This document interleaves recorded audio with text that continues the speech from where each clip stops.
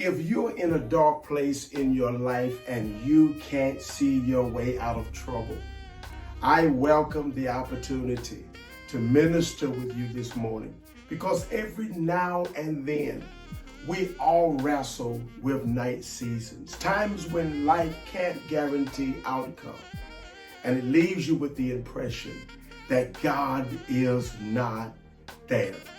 That's what I want to talk with you about this morning. You're feeling like God is not there. But the truth is, He is there, and He is leading you. Take a listen at this word this morning. Without question, it is beyond me the processes and the methodical ways of God. How He establishes His word in the life of His people is not something that you can capture within the cognitive grasp of reason. It's interesting because whenever God has decided to do anything creatively, it was always done unto purpose. That when He deals with man, that same principle is perpetually considered as a substratum for everything that happens. And because we are not a part of the deciding factors, what usually goes on are those times when the absence of understanding veils the intentionality of God. Simply put, God acts alone in deciding where we're supposed to be, how we're going to get there, and even how that is supposed to look. Sometimes the hardest thing for us to do is manage the seasons that we are required to live through. And that's extremely blinding, especially when you and I have no control to accept or to withdraw. I will say this, every bit of what goes on with you and I between commencement and benediction, God has His hands on it. And that includes all of the painful moments that has had an impact on your life. As difficult as that might be to imagine, what is true is that the purpose of pain is different from the purpose of pleasure. In fact, the way I understand it is that there are certain levels of deafness that goes on with us when things are going well, which means we can't hear God as good on our feet. And the reason why bad things become necessary is because we respond better when things fall apart in our lives. Whenever God has purpose to do a thing, there is an activity that forms called synchronicity. And synchronicity is the congruence of circumstances or events that's divinely coerced by God for the implementation of design. In order for that to happen, unrealized phenomenons are birthed through happenstances or simultaneous occasions that are incubated in the unforeseen realm of destiny. What that translates is that you and I will constantly suffer adjustments that will parallel dark places. These paradigms are indispensable because they communicate the idea of where God wants your life to end up according to the timetable of glory. And once in the middle of what appears to be a dark, devastating cyclone are the answers to your life's calling. In fact, the truth is, the genesis of everything that God has ever done involved a dark, obscure, imperfect, and clouded revelation that awaits your coming through mystifying times, which means that everything as it relates to you and I excludes light. That also means that you are not just frustrated or distressed or omitted. But what I need to tell you is this: you are in something brand new. That's where you are at this morning. You are in something that's brand new. And as a seed, you have to understand that new beginnings has to go through the process of germination. And what triggers the growth of this seed is its environmental conditions. You have to understand the agricultural necessity of this matter, because the purpose for which something is planted is always done in dark places. And I would pleasure the opportunity to show you what that looks like in the life of Saul. When you study the activity or the vivacity of Saul's journey, the book of Acts does not open its pages with a full-grown, sophisticated appeal, meaning that we don't start off with Saul's apostolic ministry, and neither do we start off talking about his voyage into Crete, his voyage into Corinth or Antioch, his voyage into Rome, and so on and so forth.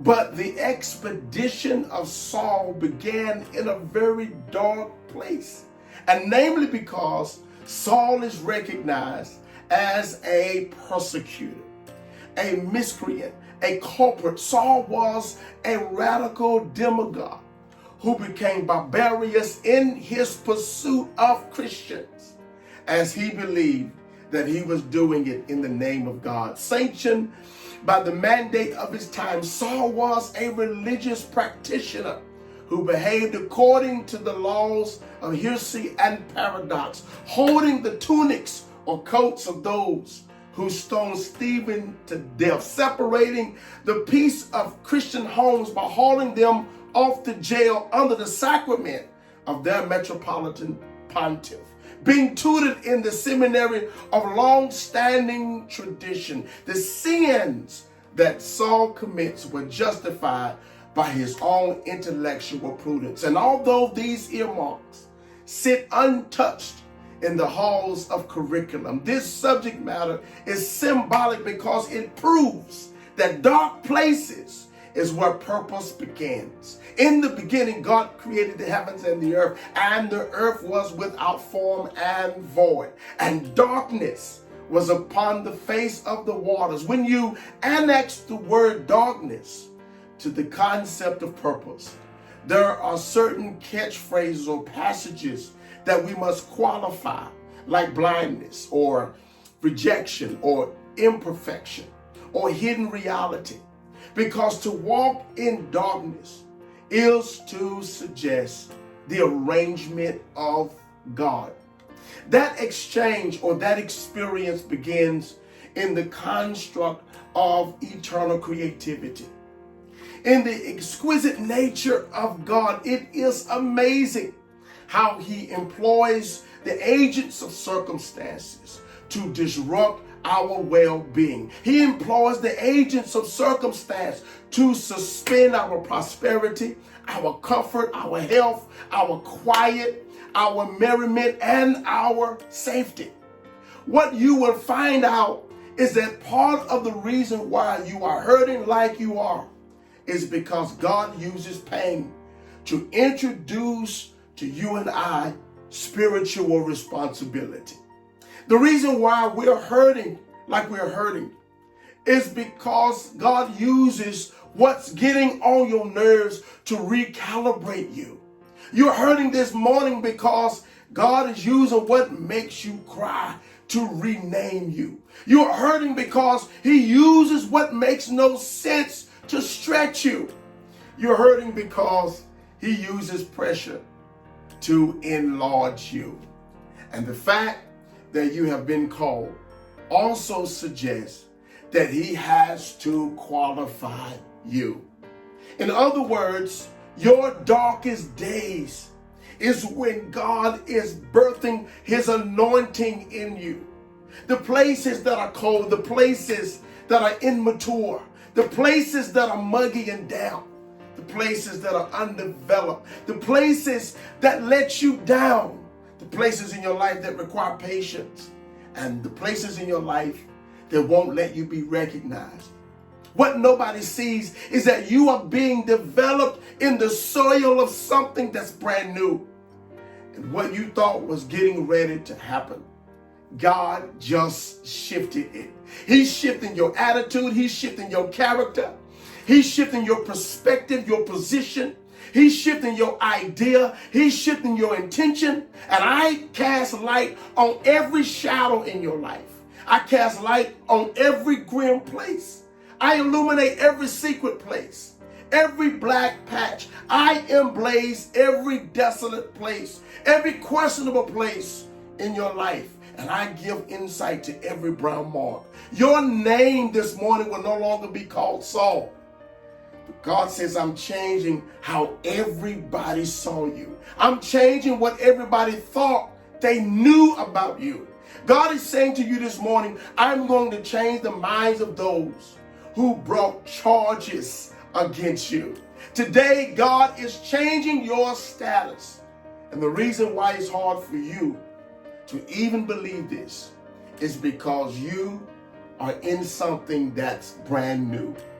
And when you're in the beginning of a thing, there is no light sensitivity. When we open our Bibles to Acts chapter 9, the Bible said that Saul was on his way to persecute the Christian church.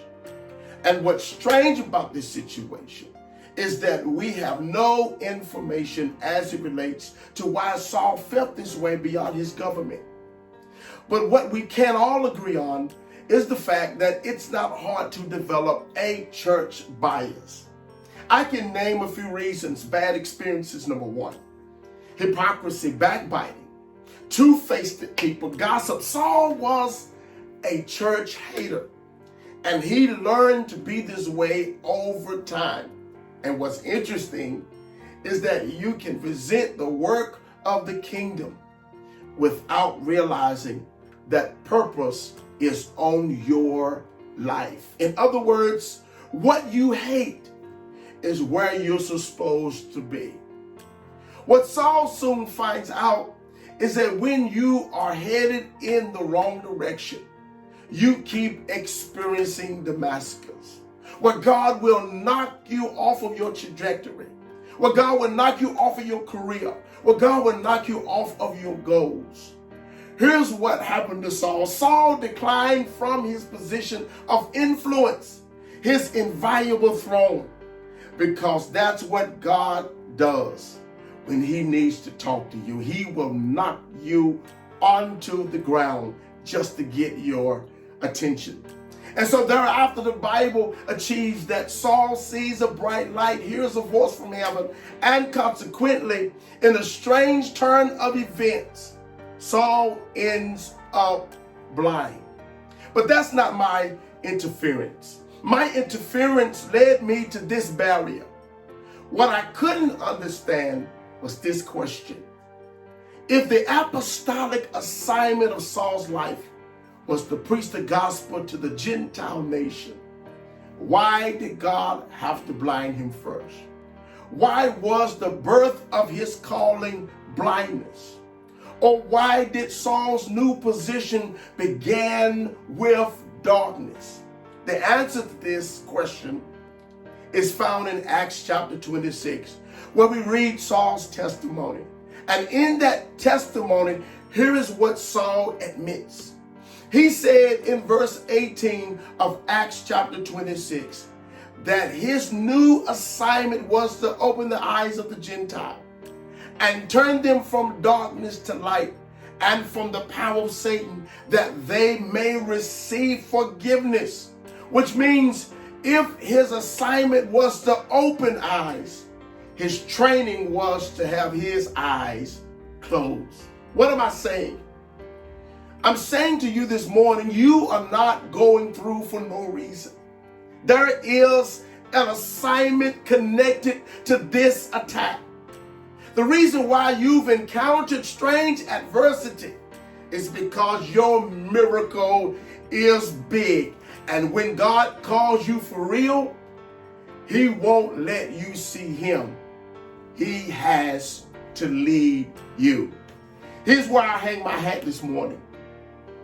My instruction for you this morning is to remind you that if you don't see God, it doesn't mean that God isn't there. Look at Saul's moment. God didn't let Saul see him. The Bible said he led him. In fact, that's how you know it's God.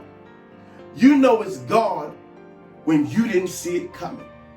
You know it's God when you didn't plan to be there. You know it's God when you didn't ask for it. You know it's God when you didn't write it down. You know it's God when you didn't rehearse it. You know it's God when you and your girlfriends didn't have time to discuss it. And what God is saying to you and I this morning is this: I've given you time in dark places so that you will learn how to trust me. Let me close with this.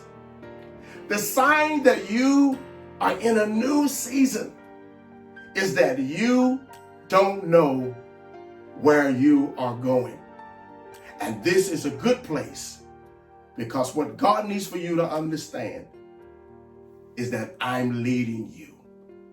I pray that this word is a blessing for you and your family. You be blessed until the next time.